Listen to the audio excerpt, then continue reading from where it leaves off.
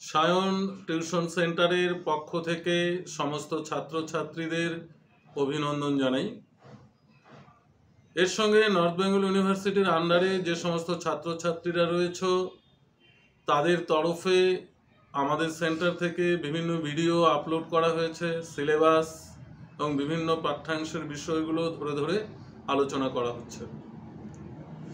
যারা অনলাইনে এবং অফলাইনে যারা ক্লাস করতে ইচ্ছুক, এখনও যারা আমাদের সেন্টারে অ্যাডমিশন হওনি, তাদের উদ্দেশ্যেও একটি বার্তা যে অতি শীঘ্রই আমাদের সেন্টারে খুব স্বল্প মূল্যের বিনিময়ে তোমরা অ্যাডমিশন হতে পারো এবং সুযোগ সুবিধা পেতে পারো। আজকে যে টপিকটি নিয়ে তোমাদের সামনে প্রেজেন্টেশন করব তা হলো বাংলা অনার্স যাদের রয়েছে, অর্থাৎ মেজর বা অনার্স যাদের রয়েছে তাদের ফোর্থ পেপারের একটি টপিক।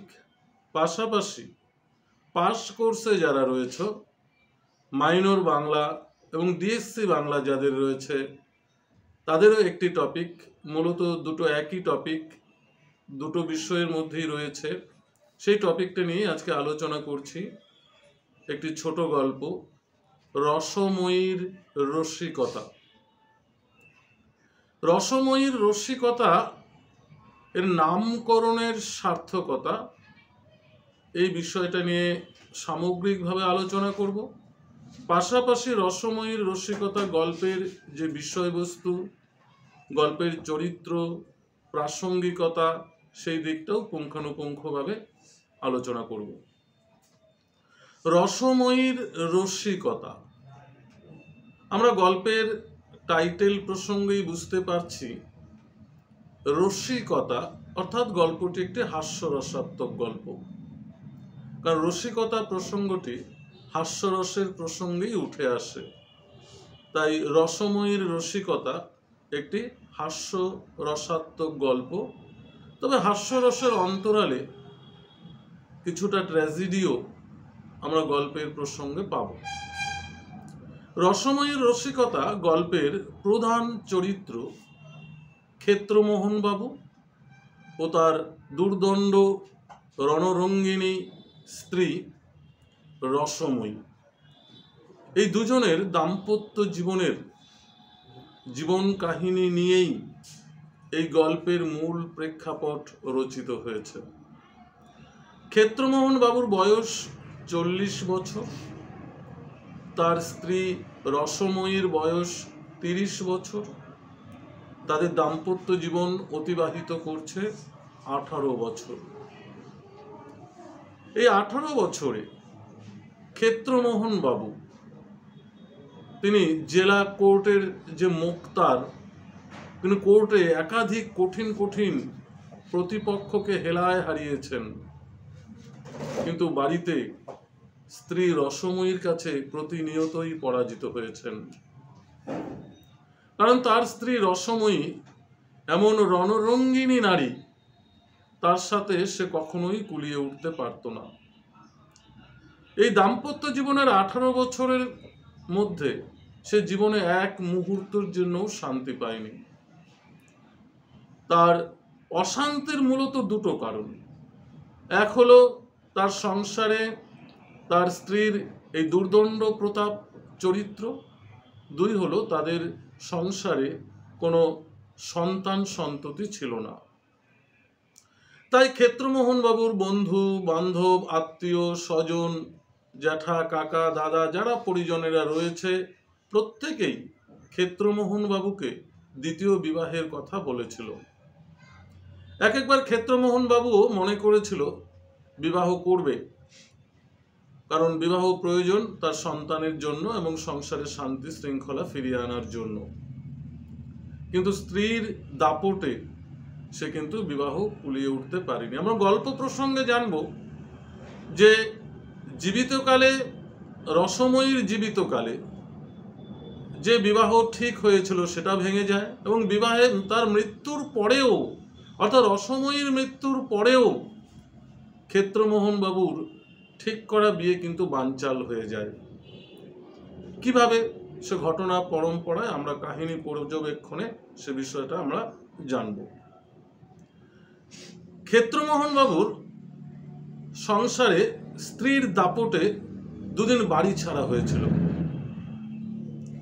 এরপর স্ত্রী রসময়ী পিত্রালয়ে ফিরে গেলে এই ক্ষেত্রমোহন বাবু গৃহে ফিরে আসে এবং গৃহে ফিরে এসে সিদ্ধান্ত নিয়েছেন যে বিয়ে করবে এবং হরিশবাবুর কন্যার সঙ্গে তার বিবাহ ঠিক হয়েছিল। একথা জানতে পেরে ক্ষেত্রমোহন বাবুর স্ত্রী রসময়ী এবং তার বিধবা শালিকা বিনোদিনী, এই রসময়ী এবং বিনোদিনী জানতে পেরে সেই বিয়ে বানচাল করে এবং রণরঙ্গিনী মূর্তি ধারণ করে যে হরিশবাবুর গৃহিণীকে, অর্থাৎ যার যে কন্যার সঙ্গে বিবাহ ঠিক হয়েছিল, পিতা ছিল হরিশ্চন্দ্র, এই হরিশ্চন্দ্রের গৃহিণীকে রীতিমতো ঝাড়ু পেটা করে বটি দা নিয়ে সবাইকে খুন করার হুমকি দিয়ে সেই বাড়ি থেকে পালিয়ে আসে এবং পরিশেষে বিয়ে বানচাল হয়। একসময় রসময়ী শারীরিক অসুস্থতায় আক্রান্ত হন, সে হাসপাতালে শয্যাশায়ী, মৃত্যুর সঙ্গে পাঞ্জা লড়ছে। একথা জানতে পেরে ক্ষেত্রমোহন বাবু চিকিৎসালয়ে পৌঁছে সর্বস্বভাবে চেষ্টা করেও কিন্তু তার স্ত্রী রসময়ীর প্রাণ ফেরাতে পারেনি, মারা যায় এবং নিজের হাতে গঙ্গার ধারে তার মুখাগ্নি করেন। এরপর ক্ষেত্রমোহন বাবু ভেবেছিলেন তিনি বিবাহ করবেন এবং বিবাহ ঠিকও হয়েছিল, কিন্তু বিবাহ ঠিক হওয়ার পরেই রসময়ী প্রেরিত একটি চিঠি, রসময়ীর হাতে লেখা একটি চিঠি ক্ষেত্রমোহন বাবুর কাছে আসে।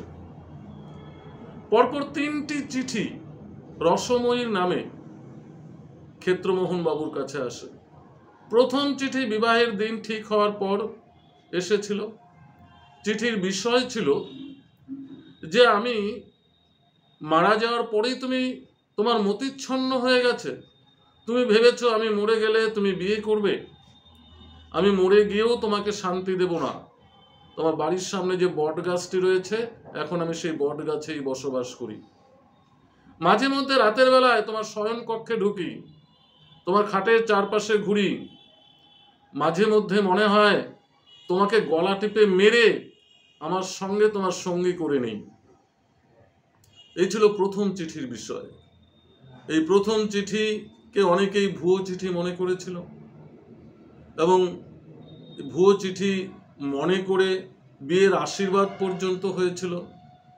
এরপর দ্বিতীয় চিঠি আসে এবং দ্বিতীয় চিঠিতে উল্লেখ করে রসময়ীর যে তুমি ভেবেছো রসময়ীর কথা ফাঁকা আওয়াজ, রসময়ী তেমন মেয়ে নয়, তুমি এখনো সে বিয়ে বানচাল করো, তা না হলে তোমার জীবনে দুর্গতি আছে।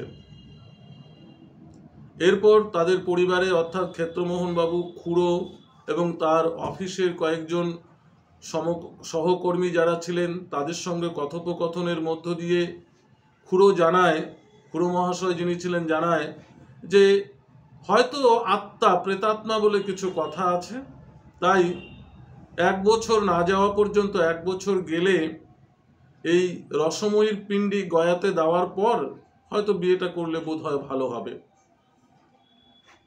এই গয়া পিণ্ডি দেওয়ার প্রসঙ্গ নিয়ে তার পরবর্তী চিঠি আসে যে তুমি ভেবেছো গয়ায় পিণ্ডি দিলে যে তুমি বিয়ে করতে পারবে, অর্থাৎ তোমাকে রেলগাড়িতে ঢুকে বুকে ছোড়া বসিয়ে তোমাকে মেরে ফেলতে ইচ্ছে করবে তখন, বা মেরে ফেলবো।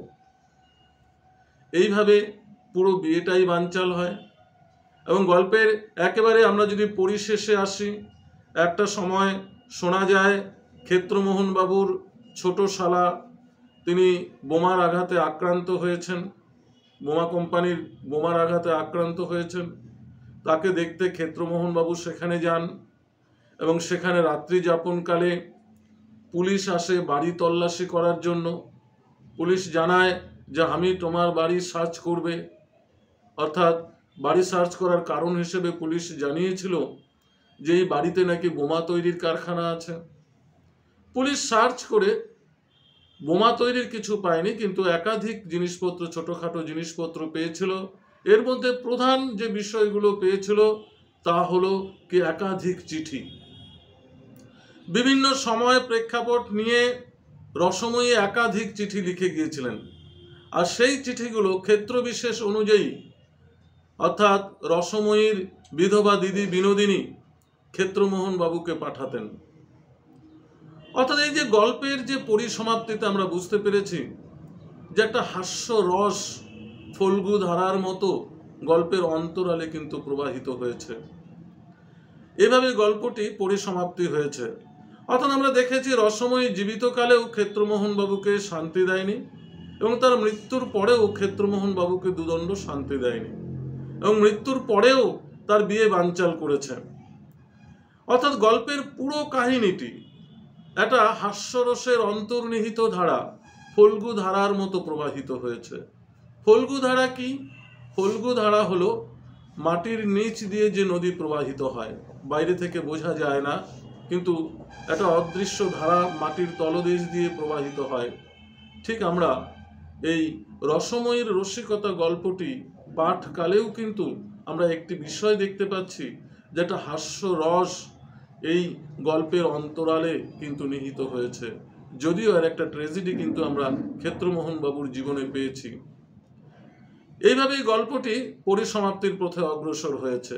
আমরা বলেছিলাম যে গল্পের নামকরণটা আমরা একটু বলবো, যে রসময়ীর রসিকতা গল্পের নামকরণ কোন দিক থেকে সার্থক হয়েছে। দেখো, সাহিত্যের নামকরণ অনেকটা দোকানে লাগানো ব্যানারের মতো। আমরা দোকানে ব্যানার দেখে আমরা কিন্তু দোকানে ঢুকি, বা আমাদের একটা প্রাপ্ত বিষয় সম্পর্কে একটা ধারণা জন্মায় যে দোকানে ঢুকলে এই জিনিস আমরা পেতে পারি। ঠিক গল্পের নামকরণটাও কিন্তু ওই দোকানে লাগানো অনেকটা ব্যানারের মতোই, কারণ গল্পের একটা পূর্বাভাস আমরা কিন্তু নামকরণের মধ্যেই পেয়ে থাকি। অর্থাৎ নামকরণই হলো গল্পের গভীরে প্রবেশের একটা মূল চাবিকাঠি। আমরা পুরো গল্পটাকে যদি আমরা দেখি, রসময়ীকে নিয়েই গল্পের শুরু হয়েছে, এবং রসময়ীকে দিয়েই গল্পের পরিসমাপ্তি হয়েছে, এবং রসময়ীর হাস্য রসিকতাই গল্পের প্রাধান্য লাভ করেছে। আমরা যদি গল্পের কাহিনীটাকে সংক্ষেপে পরিবেশন করে শেষে যদি আমরা বলি যে রসময়ীর যে জীবিত এবং জীবিত পরবর্তীকালীন যে একটা অন্তর্নিহিত হাস্যরসিকতার ধারা এই গল্পের মধ্য দিয়ে পরিবেশিত হয়েছে। তবে নামকরণ বিভিন্ন ধরনের হতে পারে, কখনো বিষয়বস্তু কেন্দ্রিক হতে পারে, কখনো চরিত্রধর্মী হতে পারে, কখনো বা ব্যঞ্জনাধর্মী হতে পারে। আমরা কিন্তু এই গল্পের একটা ব্যঞ্জনাগত দিক পেয়েছি, যে ব্যঞ্জনাগত দিক থেকেই রসময়ীর রসিকতা গল্পটির নামকরণ কিন্তু সার্থক হয়েছে। এই ছিল আজকে রসময়ীর রসিকতা গল্পের একটি পুঙ্খানুপুঙ্খ বিষয় আলোচনা এবং তার নামকরণের সার্থকতা। ভিডিওটি যদি ভালো লাগে অবশ্যই বন্ধুদের মধ্যে শেয়ার করবে, বন্ধুদের মধ্যে ছড়িয়ে দেবে। ধন্যবাদ।